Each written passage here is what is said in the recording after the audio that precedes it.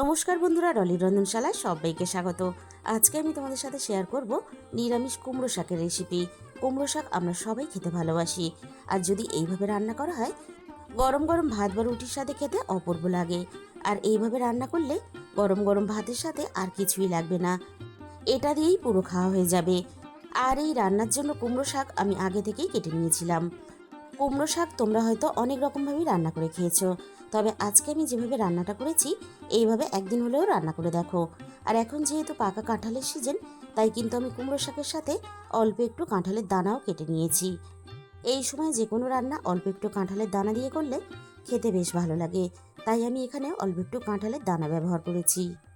আর বন্ধুরা, রেসিপিটাকেও কিন্তু স্কিপ করে দেখো না, শেষ পর্যন্ত আমি রান্নাটা কিভাবে করেছি সেটা কিন্তু মিস হয়ে যাবে। আর এই রান্নার জন্য আমি এখানে 50 গ্রামের একটু বেশি মুগ ডাল নিয়েছি। তাহলে চলো রান্নাটা আমি কিভাবে করেছি এবার সেটা দেখে নেওয়া যাক। প্রথমে আমি মুগ ডালটা হালকা একটু ভেজে নেব। কড়াইটা একটু হালকা গরম করে নিয়ে আমি কড়াইয়ের মধ্যে মুগ ডালটা দিয়ে দিলাম। এবার আমি হালকা আঁচে নাড়াচাড়া করে মুগ ডালটাকে ভেজে নেব, মুগ ডাল থেকে সুন্দর মিষ্টি গন্ধ বেরোনো পর্যন্ত, আর ডালের একটু হালকা কালার চেঞ্জ হওয়া পর্যন্ত। 3-4 মিনিটের মতো আমি ডালটা ভেজে নিয়েছি। ডালের হালকা কালারটাও চেঞ্জ হয়ে গেছে, আর ডাল থেকে সুন্দর মিষ্টি গন্ধও বেরিয়েছে। এবার আমি কড়াই থেকে নামিয়ে নেব। ডালটা আমি প্রেসার কুকারের মধ্যে সেদ্ধ করে নেব। তার জন্য আমি গ্যাসের মধ্যে প্রেসার কুকার বসিয়ে দিয়েছি, আর প্রেসার কুকারের মধ্যে পরিমাণ মতো জল দিয়ে দিলাম। এবার আমি জলের মধ্যে স্বাদ মতো লবণ দিয়ে দেব। ডালটা ভাজার পরে আমি ডালটা ধুয়ে নিয়েছি। এবার আমি সমস্ত মুগ ডাল প্রেসার কুকারের মধ্যে দিয়ে দেব।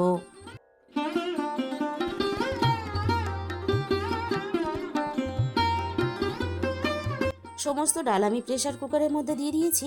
এবার ডালটা ভালোভাবে সিদ্ধ করে নেব। ডাল আমি ভালোভাবে সিদ্ধ করে নিয়েছি। এবার আমি তোমাদের দেখিয়ে দেব। দেখো, ডালটা ঠিক এইভাবে সিদ্ধ করে নিয়েছি। খুব বেশি কিন্তু আমি একেবারে গলিয়ে ফেলিনি। ডালটা সিদ্ধও হয়ে গেছে, আবার বেশ গোটাও আছে। ঠিক এরকম করে আমি সিদ্ধ করে নিলাম। আমি প্রেসার কুকারের মধ্যে সিদ্ধ করেছি, তোমরা চাইলে কিন্তু কড়াইয়ের মধ্যেও ডালটা সিদ্ধ করে নিতে পারো।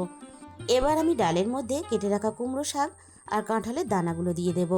বন্ধুরা, কখনোই কিন্তু কুমড়ো শাক আর ডাল একসাথে সিদ্ধ করতে যাবে না, তাহলে ডাল বা ডাঁটা কোনোটাই কিন্তু ভালোভাবে সিদ্ধ হবে না। প্রথমে কুমড়ো শাকের ডাঁটা আর কাঁঠালের দানা দিয়ে দিলাম। এবার আমি কুমড়ো শাকের পাতাগুলো দিয়ে দেব।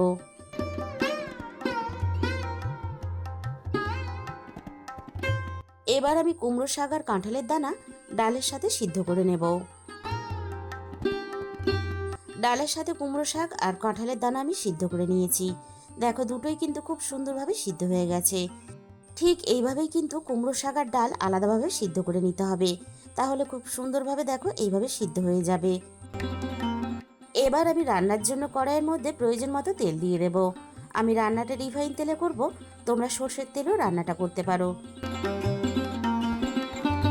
তেল আমি ভালোভাবে গরম করে নিয়েছি। এবার আমি তেলের মধ্যে ফোড়নে দিয়ে দেব অল্প একটু গোটা জিরে।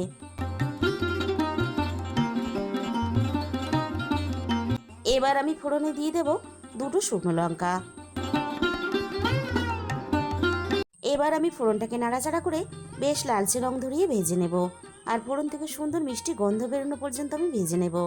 এই রান্নার ফোড়ন একটু যদি ভালোভাবে ভাজা হয় তাহলে রান্নার গন্ধটা খুব ভালো আসবে। ফোড়নটা আমি নাড়াচাড়া করে ভেজে নিয়েছি। ফোড়ন থেকে সুন্দর মিষ্টি গন্ধ বেরোনোর সাথে সাথে এখানে আমি আদা আর কাঁচা লঙ্কা বাটা দিয়ে দেব। আমি একটা কাঁচা লঙ্কা আর প্রয়োজন মতো আদা একসাথে বেটে নিয়েছিলাম।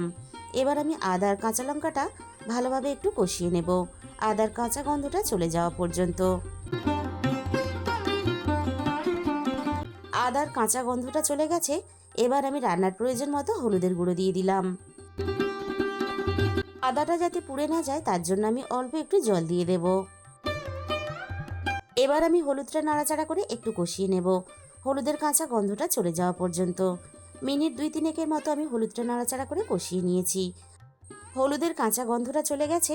এবার আমি সিদ্ধ করে রাখা ডাল আর কুমড়ো শাকটা দিয়ে দিলাম। ডালটা বেশ অনেকটা গাঢ় হয়ে গেছে। আমি প্রেসার কুকারের মধ্যে অল্প একটু জল গরম করে নিয়েছিলাম। এবার আমি উষ্ণ গরম জলটা দিয়ে দিলাম।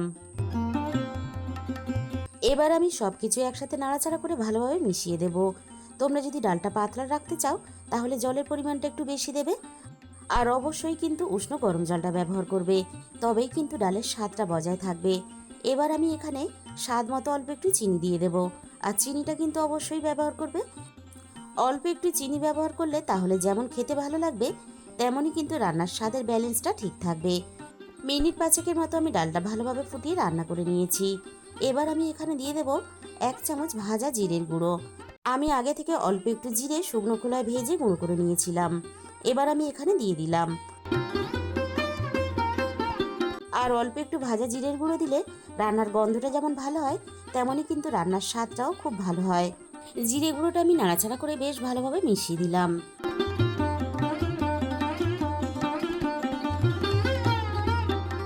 আর দেখো, রান্নাটা ঠিক আমি এরকম করে করে নিয়েছি। খুব বেশি গাঢ়ও না, আবার খুব বেশি পাতলাও না। ঠিক এরকম করে রান্নাটা করে নিলে তাহলে ভাত বা রুটি সব কিছুর সাথেই খেতে পারবে। তাহলে বন্ধুরা, আজকের এই রেসিপিটা ভালো লাগলে ভিডিওতে একটা লাইক করে দিও, আর নিজেদের বন্ধুদের মধ্যে শেয়ার করে দিও। আর কমেন্টের মাধ্যমে জানিও তোমাদের কেমন লাগলো। আর যে সমস্ত নতুন বন্ধুরা এখনও পর্যন্ত আমার চ্যানেলটা সাবস্ক্রাইব করনি, এরকম নতুন সহজ ঘরোয়া রেসিপি পেতে আমার চ্যানেলটা সাবস্ক্রাইব করে পাশে থাকা বেল আইকনটা ক্লিক করে অল করে দিও। তাহলে আমি যখনই কোনো নতুন রেসিপি আপলোড করব, সবার আগে তোমার কাছে পৌঁছে যাবে।